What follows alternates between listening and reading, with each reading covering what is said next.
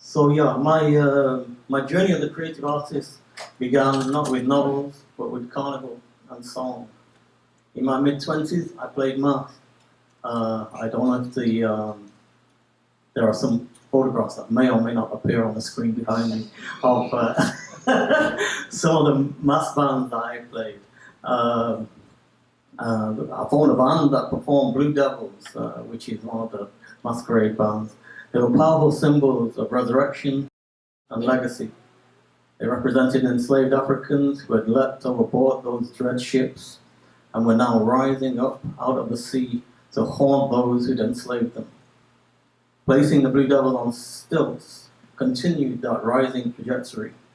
So those Blue Devils poeticized that triangular journey, traversing West Africa, Manchester, UK, representing Europe, and Trinidad, becoming Mokojumbi. The other Mokojumbi mass band, which that I was engaged in, was called African Maths, and for that we worked on. Thank you very much. It's really useful.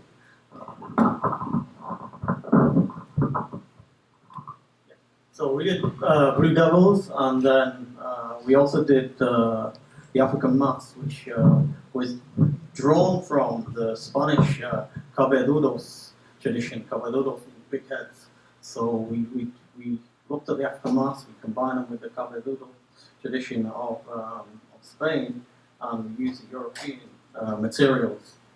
And then the other carnival band, which I was involved in, used the traditional red and yellow coloured masquerade colours of East India,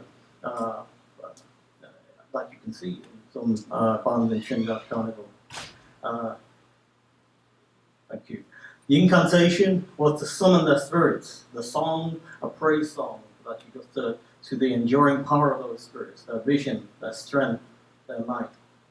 So that's the Moko background. But let me take the radical approach of beginning at the beginning. I was born. My mother was white, Danish, and my father was black Nigerian. They met in England, and I grew up in Manchester, England, in a household of first-generation migrants who spoke with their family on the phone in Danish and Igbo, and who spoke to one another and towards the kids in English.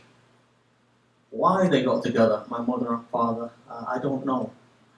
Danish culture is about modesty and reserve and not putting yourself too much in the limelight. We are all one and we are all equal and we are all the same in Danish psychology. So in Denmark, you could sit next to the Prime Minister and you would never know. Whereas Igbo culture is more celebratory of individual talent and achievement. And if you're skilled, talented, if you've made a success of things, you have some gift, the Igbo attitude is to show it, tell it, talk it, and we'll join in with you, celebrating. So the Danish and the Nigerian cultures were completely different outlooks, and maybe that was the attraction that brought them together. It worked for them, and I loved them both in their different ways. So I grew up in a house where the English language was not where the heart of either of my parents rested. English was their second language. They taught me a tiny amount of Danish and even less Igbo, and I've forgotten both.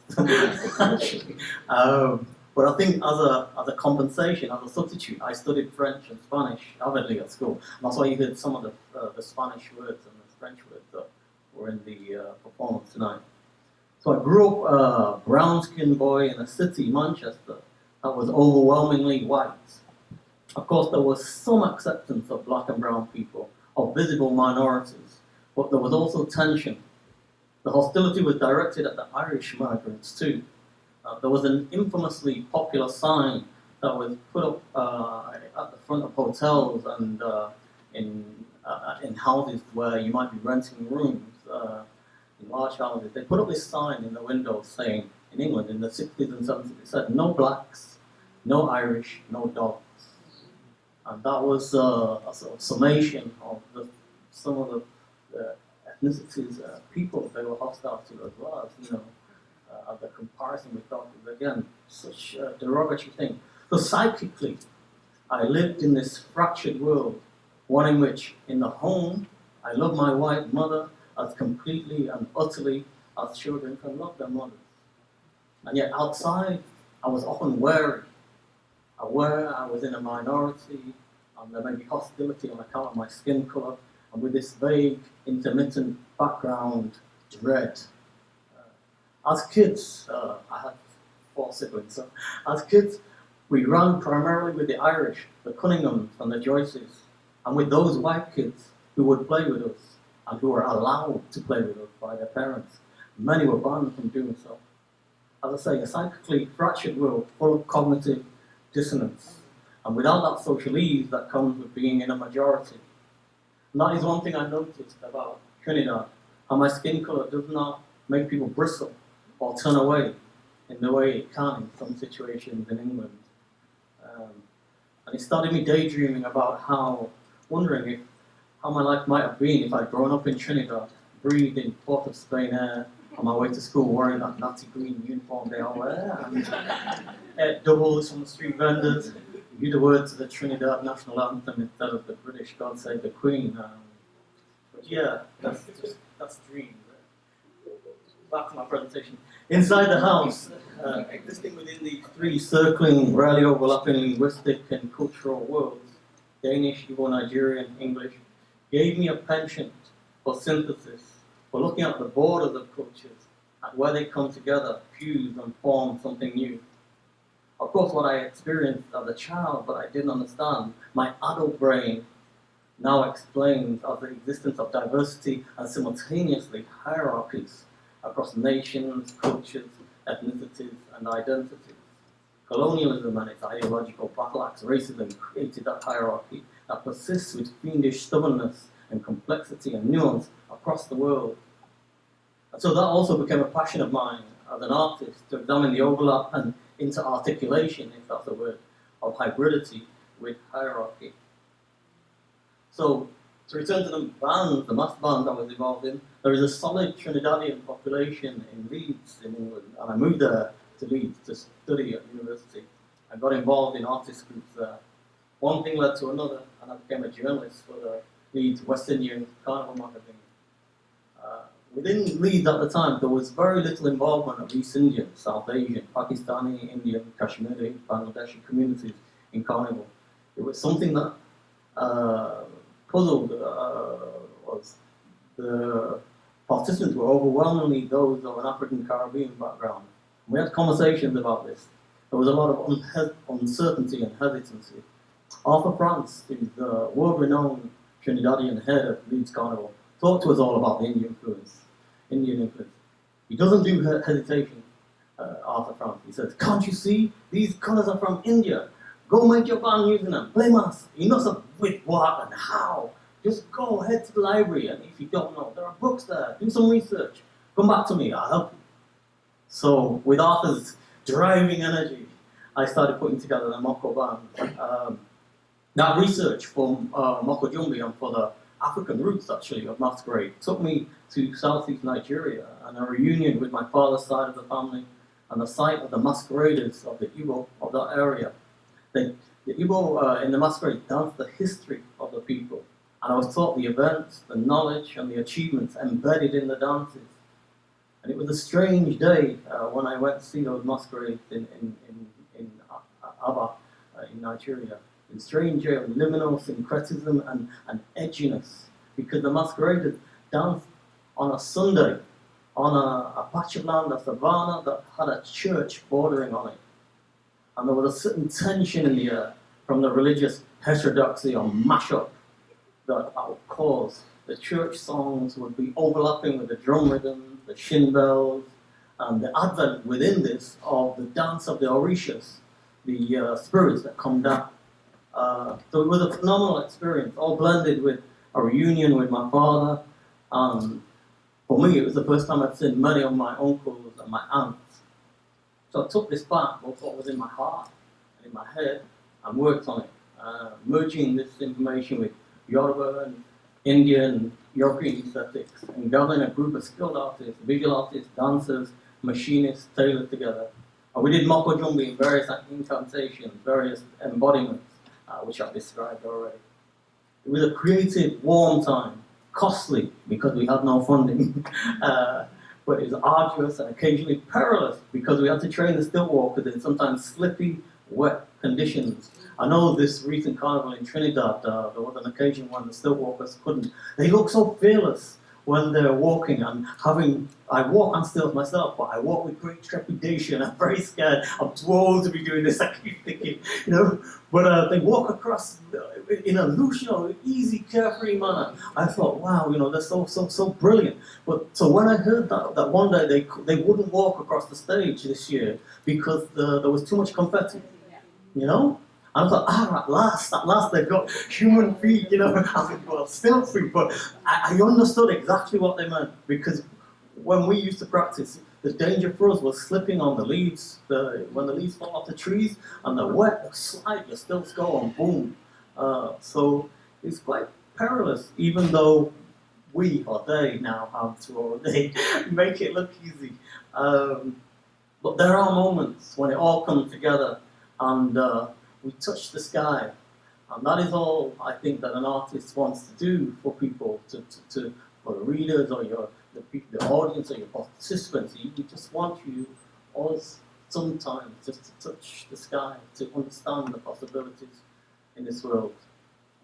So, I'll get to my books. I was going to be lastly. I'm now going to tell you a bit about how I came to my thinking, because I don't know if you can, well, you can write just whatever you like, but I think my background, the research and reading that I did, I look back and think, okay, without this reading, I would never have written, because I don't think writers are spontaneously writers. Writers are readers, and reading is so important and so integral to developing your craft as a writer. So yes, I read before I wrote, and I was radicalized by Trinidadians.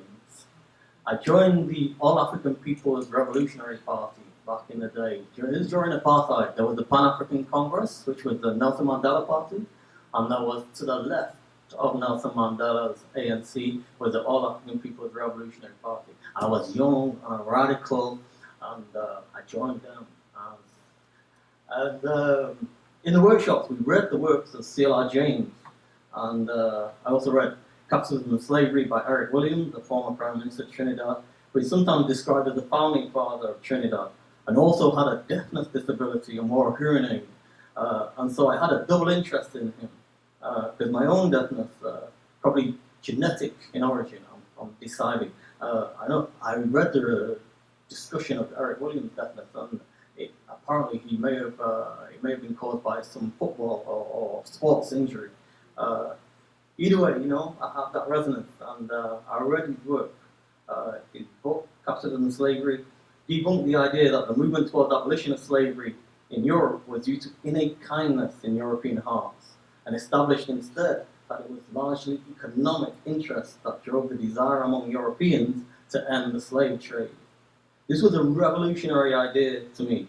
I've been drip-fed the idea that it was Wilberforce and Clarkson, those so-called great white evangelists, really, for emancipation, who had driven this. And I had completely been unaware of the way in which the economic interests of Europe coincided with the loss of appeal of the slave trade. I also learned about the acts of resistance and rebellion in the Caribbean, the marvel of Haiti's overthrowing of the Europeans, of Bobo Louverture. And I read C.L.R. James' book, The Black Jacobins. These books, and others by Dubois, by Abdullah Kalimat, and others, fired an anger in my youthful heart. How our minds have been bent, what whites have done to blacks. And this polarity was in my first works, in Lickshot and Professor X. Both crime thrillers featuring malevolent white forces defeated by a heroic black cop. I was very angry, all right. You should read those first books. I then wrote Black Star Rising, which was a dystopian science fiction novel with a theme of black emancipation and shot through with a distrust of what white elites might be doing all that way into the future. When I wrote Black Star Rising, there had been no science fiction novel published in England that was written by a black writer. And my suspicion, because I was still in my radical and very suspicious mode, my suspicion was we as black people have been written out of the future, you know. So I decided to write us in quickly. So yeah, that's my inspiration. But as a counterpoint to the time-traveling dystopian vision and black superheroics, and also to unsettle the orthodox masculinity, my early books put forth. My fourth book was a romantic comedy called Diary of a Husband, written under a pseudonym called Peters, because while I had been marching against apartheid, against police brutality, against the hostile environment that successive British governments had created for immigrant communities, new and old, I was also participating in ordinary life, washing dishes, changing nappies, painting walls, learning to drive, chasing mosquitoes. So with Diary of a Husband, I switched from the epic to the earthly, the solid, the daily Groundhog Day patterns of my life and its occasional pleasures. So in between marches and campaigns, I was a house husband, and I documented that in Diary of a House Husband. I thought no one would be interested, but it turned out to be my best-selling book. And of course, you know, it doesn't have my name on it. I wrote it under a pseudonym. Ah, jeez.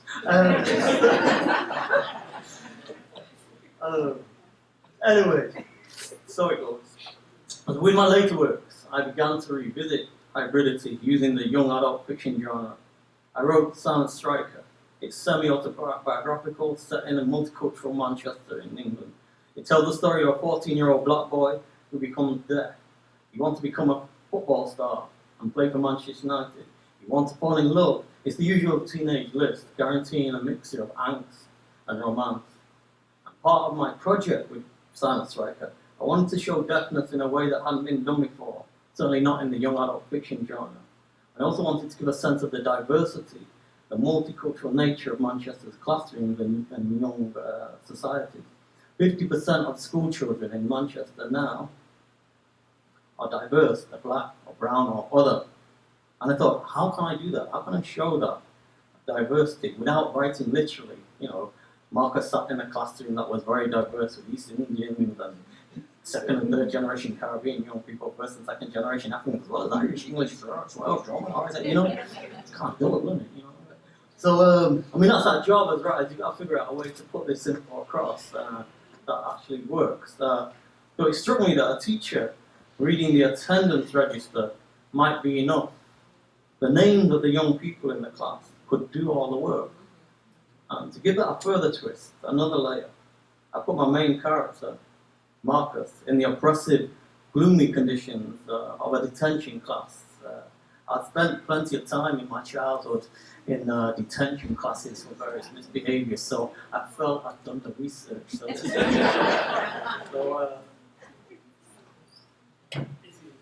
Marcus in detention. And you can read it. I have a bit of fun sometimes with chapter titles. I don't know, why not? So this one is called Reflect Quietly on the Error of Your Ways, also known as Friday Afternoon Detention Class. Mr. Chips was running the afternoon detention class. Marcus knew the ropes. He chose the desk at the back and slumped in his chair. See how many's at the back? Let's start off here. Okay. After 15 minutes of his life, it was another 15 minutes of his life about to be wasted. There were 18 of them in detention. It was a disused classroom in B block with a ripped out ceiling. Some people said it had asbestos in it that could kill you. Others said it used to be a storeroom for canoes. It smelled of mold. Mr. Chips got into his groove. Hold your arms, sit down and be quiet. You are here for misbehavior. Those of you who have been fighting, think of other ways you could have resolved your conflict without resorting to pushing people's heads into doors, Benjamin. Marcus settled back. He actually enjoyed Mr. Chips' little roasting. Mr. Chips continued. Those of you who have been late to arrive at class, think about what steps you could take to get to classroom on time, such as not stopping in the corridor to compare notes on boys you fancy. Kaylee, Abigail. Those of you who have been misbehaving in class, consider the effect of your behavior on others who want to learn but can't because of you.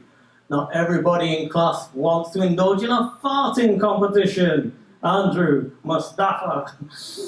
Those of you who are here for any other reason, reflect quietly on the error of your ways. Mr. Chips craned his evil head. There will be no talking, else you'll be here again tomorrow. And you wouldn't want that, would you? No, sir, I've got basketball practice at break tomorrow. Chirped some fool, year 7. Boy, Marcus did not know. Which part of there will be no talking did you not understand, Imtiaz? Shot Mr. Chips. Would you ask the question, sir? That question was rhetorical. Does anybody here know the meaning of rhetorical? Look it up in your dictionaries. I don't have a dictionary, sir. Mr. Chips sighed theatrically. A rhetorical question, Imtiaz, is one which does not require an answer. Now, silence, while you all reflect. I want to hear only the sound of your brains humming with reflection. Okay, I'll leave that there. So this is that's Marcus. And when I wrote The Silent Striker, he gets into all kinds of trouble, partly because he's going deaf. Some parts of it he doesn't realize, parts of it he does. And how he navigates that problem is a big theme of the book. But when I wrote it, I created a sort of girlfriend for Marcus. I say sort of because it's at that lovely age when you're not quite sure if this person you like is your girlfriend or not. You know, what is the code for official declaration at one?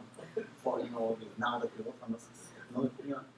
So I got a daughter around that age, and I just noticed these things. I was always trying to say, so this Danny that you see him every Saturday, and you see him every break time, and you play cricket with him, but is he your? Yeah, he's just a friend, Dad. Okay. Anyway, so I wanted to. When I wrote Adele in Silent Striker, people came up to me and said, "Yeah, we like Adele, so can you do a book with Adele?" My publisher had asked me to write a series featuring football for one reason or another. So it was an interesting thing because my daughter plays cricket, which is a very, perhaps more men play cricket than women. She's currently doing boxing. She likes to do things that you don't expect a girl to do. So I thought, yeah, football. I can see girls playing football, and I'd like to explore that kind of non-conventional, not conforming to any kind of stereotype thing. And pushing it, being me, took up the theme of gender expressions. So by the time I'm writing this, I was married and had 4 children, 3 of them girls. So I was thinking, how are their life chances affected by being female? I knew the story of my Danish mother, in that it seemed to me from what she told me that she had a brother, and both she and her brother were very bright. But because the family didn't have enough money, only her brother went to university. She didn't. And, you know, I could see her feeling that that was a decision that she felt was in some way unfair. And then I looked at my father, and my father is the first son of his father. And under the system of primogeniture, which is like the tradition whereby the first son inherits everything. My father inherited everything from his father, and his sister got nothing. And I met his sister, Ada, she's called. Ada means firstborn, daughter. I met Ada when I went over to Nigeria, and she's a wonderful woman, my father's sister. When I met her, the way she told my father up for playing the big man, when I finally called at my father's house, it made both my father and me laugh. She was a real strong woman. And yet, you know, she was kind of sidelined because of the inheritance system. But gender affects us all, and I thought, okay, let me try to write something in the spirit of this escape from or challenge to gender roles and gender norms. So how did ideas come about as a writer? I'll try and tell you this little story. These are the days. I was driving. I do a lot of driving, and my daughter's often in the car with me, about 14, 15. I was driving with my youngest daughter, about 14 at the time. She had a friend called Sam, a great friend called Sam. And while driving, me and my daughter, we played this what if game. What if you were in a boat, and it was me, you, my daughter, Sam, a friend, Sam's mum, and Sam's dog. The boat's sinking. The only way to prevent all of us drowning is to throw one body overboard. Who'd you throw? So it's like philosophy's trolley problem. I don't know if you know philosophy's trolley problem. It's about a railway track. And there's a trolley that moves along the railway track. And on one branch of it, branch that it's running along, there are 5 people tied to that track. And you're at the point, you're at the switch. And if you throw the switch, the trolley that's running along the railway track will divert. And it will go on another track where there's only one human being tied to the track. And so the question, the philosophical question is, would you actively intervene and throw that switch? Why philosophers are always tying people to tracks for their purposes, I don't know, you know. That's the other philosophical problem. But yeah, so it's this boat sinking problem. It's a good way of getting to philosophy. So, what do you do? I asked her. And we got around discussing it. Me and my daughter, we agreed that what we'd do is we'd do it by vote. The decision will be taken by vote. So who's going to get thrown overboard? Who votes what? So she says, I'm voting we throw her friend Sam overboard because the dog might prove useful for our big dog. I say, okay, I'll go along with that. What about the others? Which way would they vote? Well, she says, Sam's mum would probably agree to throw Sam overboard. She's always complaining that Sam's a nuisance. Yeah, throw him overboard. So I said, what about the dog? She said, yeah, the dog's going to vote for Sam to be thrown overboard too. And we just killed ourselves laughing at the idea, one, of the dog voting, and voting against its owner Sam, and then at the absurdity of constructing a story in which everyone agrees that Sam should be thrown overboard rather than the dog. And the equal or additional absurdity that the dog gets a vote, and the dog says, yeah, he puts it forward and says, throw the little human overboard, yeah. Anyway, it was funny at the time. We just spent a lot of time in the car just killing ourselves laughing. Oh, it's just the way it is. So yeah, it was this smooth, transgressive, delinquent, inspired perhaps, that I wanted to find in Being Me for the main protagonist, Adele Yardley. And underneath that tone in Being Me is the pathos of a real issue between Adele and her mother, because Adele's mother has had a child who died, and her mother has never got over it, and she's never really grieved, and that affects Adele, and it starts working out how, as a family or as the two of them, can get over it. That this little section talks. So it's Adele. She's been playing football. She's got a hat-trick. She's done very well. And she's trying to get home to her mum because she worries about her mum. I catch the bus. As I get closer to home, I start to feel queasy. It's always like this going home on a Saturday after a football match. It's the not knowing that gets me. Will mum be conscious? Will she be medicated? Mum's always worse at weekends. Dad's never there. He's out at my brother's matches or busy on business. When my brother does get home, he whizzes straight up to his room and does whatever boys do in their room with their door locked and music blasting. Everyone leaves all the worrying about mum to me. I get off the bus. Thoughts skid around in my brain. Each thought is worse than the one before. I imagine my mum drowning in the bath. I imagine her standing in the middle of a road, swaying. I start running. My phone goes. It's Michaela. Michaela texts me. Don't worry, I know you're panicking. And we do a snowball best friend text. Suddenly, I'm not alone. Why is Michaela my best friend? It's like a diary, a chart. Why is Michaela my best friend? We are total opposites. I'm thin, she's chubby. I'm tall, she's short. My hair's straightish, hers is tight black curls. She's close to her mum. I never do anything with mine. I've got a boyfriend, she hasn't. She can name the capital city of every Caribbean island in 10 seconds flat. I can name the street of every KFC in town in 10 seconds flat. My skin's olive, hers is jet black, yet we're best friends. Why? I put my phone away, and when I finally reach home, I put my key in the door and open it. My brother rushes out. I head upstairs, drop my football boots in my boot bucket in my room, it's up the mud up, then head across to Mum's room. Mum is on her bed, face up, eyes closed, mouth open.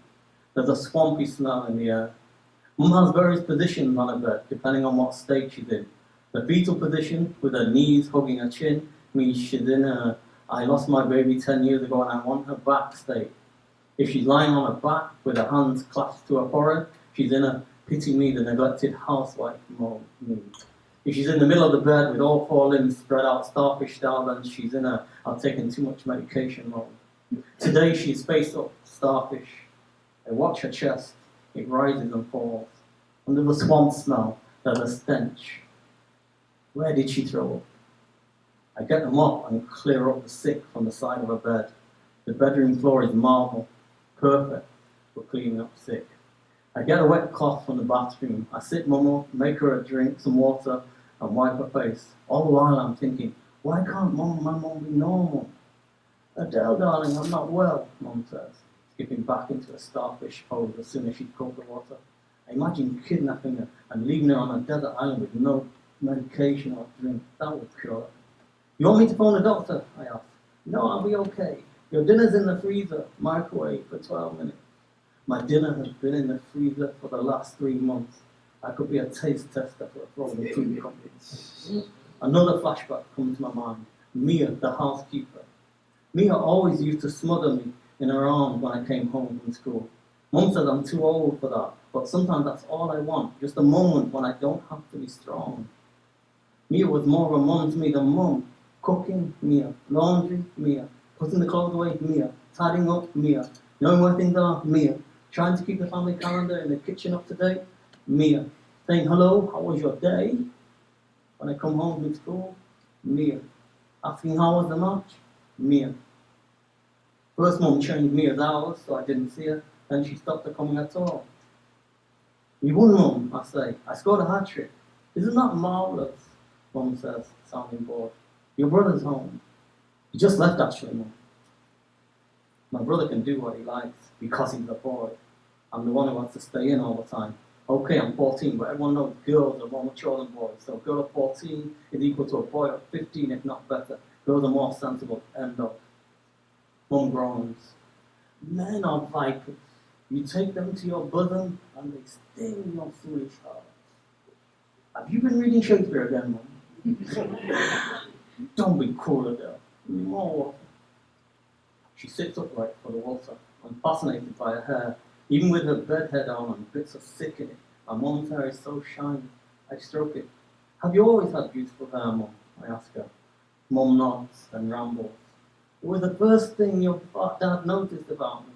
When I was pregnant with you, we had this tiny house and me and your dad would sit with our dinner on our knees and you could touch all the walls from the sofa and he'd stroke my hair. I made your dad go out and get me a chicken biryani and when he got back I changed my mind and wanted pizza instead. Oh, we laughed and laughed Adele. Nothing was too much trouble for him then. We had nothing, but we had everything.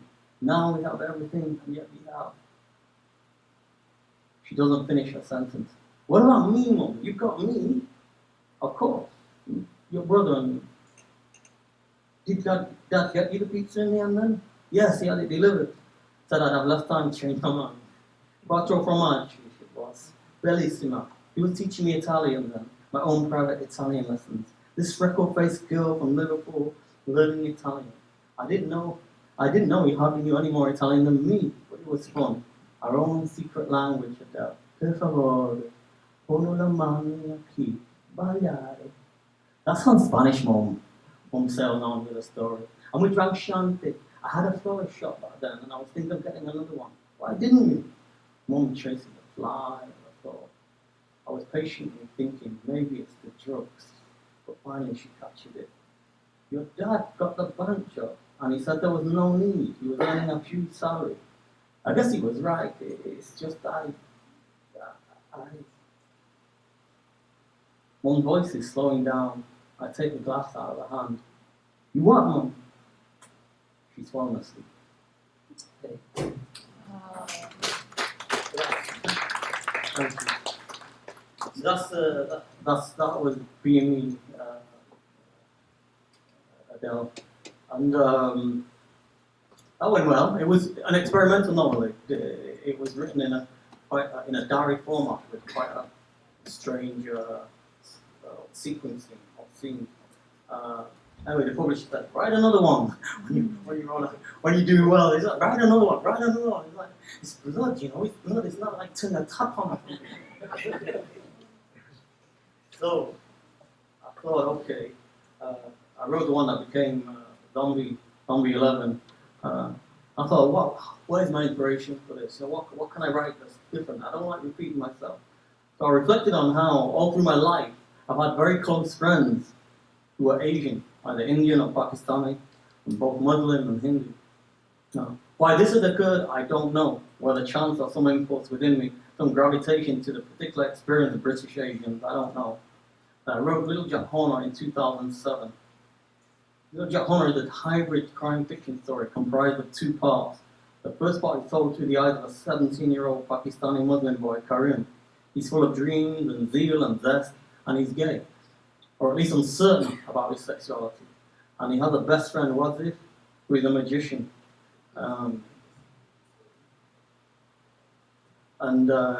Karim's dad has a carpet shop. I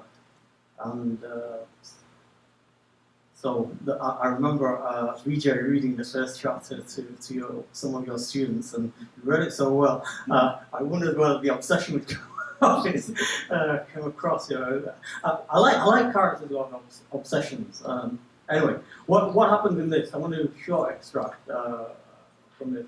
And one thing I like about young people, teenagers, they make a lot of mistakes. They rush to a lot of judgments that turn out to be wrong. That's part of growing up. That's a lovely thing about growing up. So first, I'll do a quick character called Karim. Karim had been keeping a passworded diary on his phone. He marked with a star the day he kissed Wasif. That night, after the Newcastle show, he had written, "Wasif, amazing today. He does not need me. He completely won the crowd, the magician." He lay there snoring afterwards on the hotel settee. I wanted to kiss him again. The way his lips moved, he was so adorable. But how can someone so adorable also have such an ugly snore? I don't know if you've been in a relationship when you get. So it's a moment when you get to hear your partner or boyfriend, girlfriend, whatever, snore and frustrated man is. Anyway, here we go. It's this is one thing I like about Cody. Even though he doesn't exist, he's make more. After a while, he can't take on a life of their own. He's very protective of his sister because he's worried that she's going to be married off. And so he finds these wedding invitations behind a mirror in his house, and he charges to the carpet shop to accuse his dad. So Karim waved the wedding invitation back in the air, tears in his eyes, words tumbled out of his mouth between pants and curses. "How long did you think you could keep it from me, eh? You can't marry my sister like that, to some cousin back home who doesn't even read or write. Don't you know how things are there? She has to be free. They'll beat her, have her scrubbing floors all day and doing kitchen work. She can't even cook. She's westernized, and she wants sky, not slavery. Not like Mom. We're a different generation, Dad, and I won't allow it. I'm not standing for it. You'll have to kill me before I let you marry her away. And you can go rot in hell for all I care. You stupid old peasant sneaking around my back. You disgust me. You're not my father."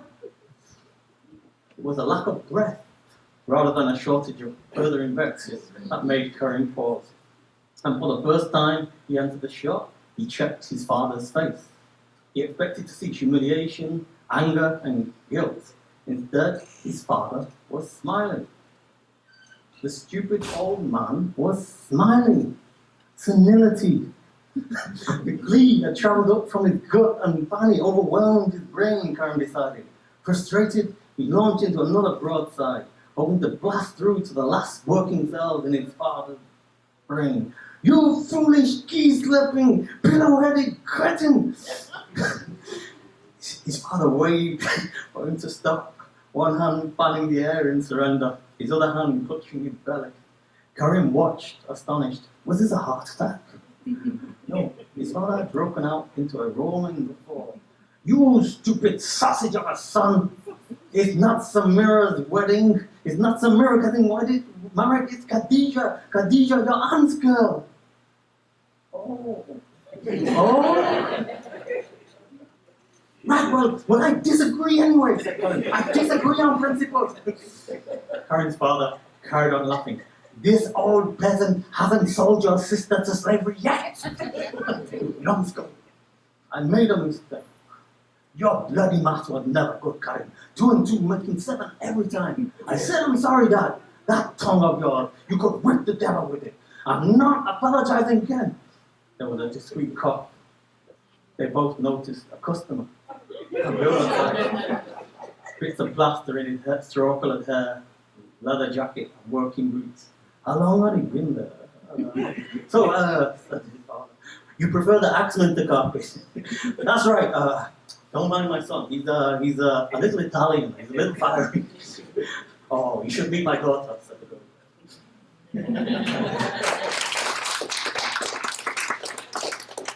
So I took elements of Little Jack Horner into Zombie 11. I brought to the fore a young Sikh girl whose name is Saji, but she likes to be called Shiva, together with a young third-generation Caribbean boy called Leonard. And they knew each other from school, and they linked up, grew closer while attending the school's theatre group.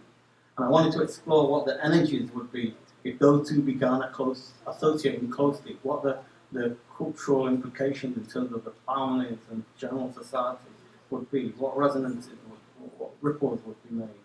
And they do their own version of Romeo and Juliet at school. It's a kind of mashup of Romeo and Juliet and All's Well That Ends Well. But I'm not going to read that one, just have to buy it, guys. That's that one. I can see the time, so I'm going to wrap up. Of course, the greatest book I've ever written is the one I'm writing now. That's always the case with writers, is it not? We're always writing the best work we've ever written. And it has some similarities with Zombie 11. This time it's two older men, one African Caribbean, the other Punjabi-speaking Pakistani, and they're crossing Pakistan in a car. It has themes of mobility, hybridity, and how we're all constantly engineering newness every time our cultural differences intersect. Our brains make sense of new encounters by charting them onto the previous encounters and absorbing them somehow into our systems of knowledge. And in this novel in progress, or I should say novel in very slow progress, it's been 5 years at it so far, called Let It Go, this hybridizing sometimes happens through dreams. And the very short scene I'm going to read is set in Pakistan. Dalit is driving a car, Saul is in the passenger seat. So just to recap, Dalit is a bilingual Punjabi and English, Pakistan-born journal entrepreneur of English citizenship. I like complex identity. English citizenship and English British passport. He's trying to teach the monolingual English-speaking African-British lighting engineer Saul some Punjabi vocabulary at the end of what has been a very long day for both of them. This leads to Saul dreaming, and to Punjabi words wandering into Saul's dreams and affecting them as he slumbers in the passenger seat. There we go. Dalit got the car moving. He was happy to see the back of Islamabad. As he drove, his favourite Qawwali singer, Abida Parveen, warbled a song of shimmering sadness by the CD player. I settled back in my seat and let the music knead my jet lag. Dalit began singing along, which was mildly pleasant. Traffic eased, and the cityscape of apartment blocks and municipal buildings of high white walls and railings began to thin. We had the front car windows rolled down, and I was in shirt sleeves, but it still felt hot. I thought about how it would likely be raining in Manchester. The CD self-ejected, and then there was just the sound of rubber on roads. Without prompting, I practiced some words. Chabli, ki, do, tu, tre, ri, cha, ti, liko, how much? Rani, queen, Raja, king, Pani, water, Kingi, three-wheel scooter. I daydreamed of driving up in a Kingi and knocking upon a palace door, very thirsty, with 3 gold coins in my pocket, needing the key to the local well. Traffic slowed as the road funneled from 2 lanes to 1 due to roadworks. A town came into sight. The decibels ramped. We cranked the windows up to block the fumes of the lorry directly ahead of us. Drowsiness mashed and mingled my senses and memories. A jackdaw in tree foliage, a blue water tank resting on side-on bricks, dusty hills beyond, a pair of red trousers hanging over a cement block wall, shock absorbers crunching, a man climbing a feathered leaf tree, someone high in a crane, a woman in a carrot orange shawl balancing a bundle of firewood on her head, bunches of green leaves, 2 beggar boys sneaking a ride on the back of a kingi, the kingi, that same ramshackle ride that took me to Lekki Beach, Lagos in Nigeria, where a makeshift mesh fence funneled us to a gate to be frisked by fidgety guys in white security shirts. It would also take our naira, our money, beach fee. Sand so hot, I couldn't understand why it hadn't blown into glass. I unfurl a blanket, lie on it, watch as the barbecue smokes, couples fool, a half-hearted volleyball game is played. The sun blazes and the Atlantic rolls its waves imperiously. A man in Rikers approaches. He declines his wares. He'll be back later, I see in his eyes. I tell my friend, wait here with our stuff, and I dip into the green water. When I haul myself out, I see through soaked eyelashes the beggar again. I slump down into the sand, highlight, an ocean roll. Fella Kuti's charging, pumped up, full strings. The ocean abruptly stopped. In the car, the CD player had ejected again. So that's the end of that. It's a very different mood, very quiet. So it's my final paragraphs now. Let's let everyone know where we're going. So this syncretizing, hybridizing on their own scene in Let It Go, bringing elements of Nigeria and Pakistan and England into the mind of the character Saul, and allowing those elements to meld creatively, brings me back to where we started, to that similar process in Mokojumbi Math and in the music we heard today. So my characters go on, conscious of the history and her story of their identities, but not irrevocably or essentially bound by those narratives of identity, striding off towards a heroic horizon that I hope has been scouted, divined by the far-seeing Mokojumbi, which is to say that this synthesizing and hybridizing creativity that is so evident in Trinidad is also, I believe, the future for all of us. Or as Emi Sadar said, there is room for all of us at the rendezvous of victory. Thank you very much.